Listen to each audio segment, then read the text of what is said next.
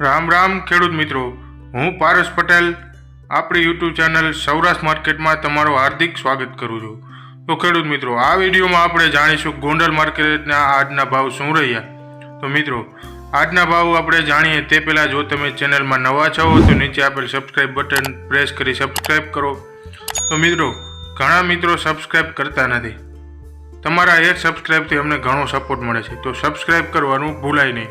તો મિત્રો, આજના ભાવ આ પ્રમાણે રહ્યા હતા.